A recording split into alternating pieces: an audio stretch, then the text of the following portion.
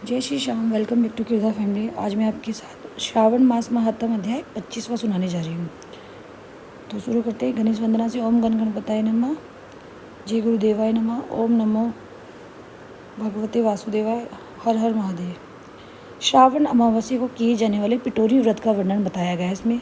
ईश्वर बोले, हे मुनिश्रेष्ठ, अब मैं उत्तम पिटोरी व्रत का वर्णन करूंगा। सभी संपदाओं को प्रदान करने वाला ये व्रत श्रावण मास की अमावस्या को होता है। जो ये घर है वह सभी वस्तु मात्र का अधिष्ठान है, इसलिए इसे पीठ कहा गया है और पूजन में वस्तु मात्र के समूह को आर कहते हैं। अतः हे मुनीश्वर, इस व्रत का नाम इसलिए पिठोर है। अब मैं उसकी विधि कहूँगा, सावधान होकर सुनिए। दीवार को ताम्रवर्ण, कृष्ण वर्ण अथवा श्वेत वर्ण धातु से पोतना चाहिए। अगर ताम्र वर्ण से पोता गया हो तो पीले रंग से, कृष्ण वर्ण से पोता गया हो तो श्वेत रंग से, और श्वेत वर्ण से पोता गया हो तो कृष्ण वर्ण से चित्र बनाना चाहिए, अथवा श्वेत पीत से, लाल से, काले से या हरे वर्ण से चित्र बनाएं। तो मध्य में पार्वती सहित शिव की मूर्ति अथवा शिवलिंग को बनाकर विस्तृत दीवार पर संसार के अनेक चित्रों का वर्णन। चतुशाला सहित रसोई घर, देवालय, शयन घर, 7 खजाने, स्त्रियों का अंतःपुर जो महलों तथा अट्टालिकाओं से सुशोभित तथा साल के वृक्षों से मंडित हो, चूने आदि से दृढ़ता से बंधे आषाढ़ों तथा ईंटों से सुशोभित हो, और जिसमें विचित्र दरवाजे, छत तथा क्रीड़ा स्थान हो, इन सभी को चित्रित करें। बकरियां, गाय, भैंसे, घोड़े, ऊंट आदि चलने वाले रथ, अनेक प्रकार की सवारियां, स्त्रियां, बच्चे, वृद्ध, जवान, पुरुष, पालकी, झूला और अनेक प्रकार के मंच, इन सबका अंकन करें। सुवर्ण, चांदी, ताम्र, सीसा, लोहा, मिट्टी तथा पीतल के अन्य प्रकार के विभिन्न रंगों वाले पात्रों को लिखी।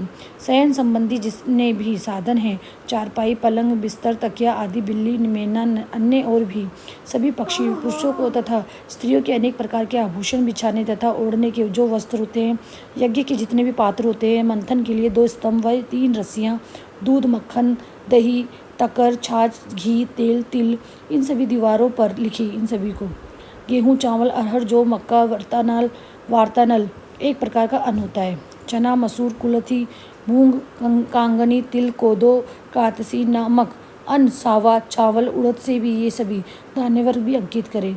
सील, लोड़ा, चूल्हा, झाड़ू, पुरुषों व स्त्रियों के सभी वस्त्र, बांस तथा तृण के बने हुए सूप आदि, ओखली, मूसल, गेहूँ आदि पीसने तथा अरहर आदि दलने के लिए 2 यंत्र, चाकी तथा दरेता, पंखा, चवर, छत्र, जूता, 2 खड़ाऊ, दास, नौकर, पोसे वर्ग, तीर्ण आदि पशुओं का आहार, धनुष, बाण, शतघ्नी एक प्रकार का अस्त्र, खड़ग, भाला, बर्छी, ढाल, पास, अंकुश, गदा, त्रिशूल, भिंदी, पाल, तोमर, मुगदर, फरसा, पट्टिस, भूसंडी और परिघ, चक्र, यंत्र आदि, जल यंत्र, दवात, लेखनी, पुस्तक, सभी प्रकार के फल, छुरी, कैंची, अनेक प्रकार के पुष्प, बीलपत्र और तुलसी दल, मशाल, दीपक तथा दीवट आदि उनके साधन, अनेक विध खाने योग्य शाक तथा पकवानों के जितने भी प्रकार हैं, उन सभी को लिखना है। जो वस्तुएं यहाँ नहीं बताई गई है उस सबको भी दीवार पर लिखना है, क्योंकि यहाँ पर सभी कुछ लिखना संभव नहीं है, क्योंकि एक एक पदार्थ के सैकड़ों और हजारों भेद हैं, और मैं कितना कह सका हूँ। 16 उपचारों में इन सभी का पूजन होना चाहिए। पूजन में अनेक प्रकार के गंध, द्रव्य, पुष्प, धूप तथा चंदन अर्पित करें। ब्राह्मणों, बालकों तथा सौभाग्यवती स्त्रियों को भोजन कराएं। उसके बाद पार्वती सहित शिव से प्रार्थना करें, मेरा व्रत संपूर्ण हो। हे सांब शिव, हे दया सागर, हे गिरीश, हे चंद्रशेखर, इस व्रत से प्रसन्न होकर आप हमारे मनोरथ पूर्ण करें।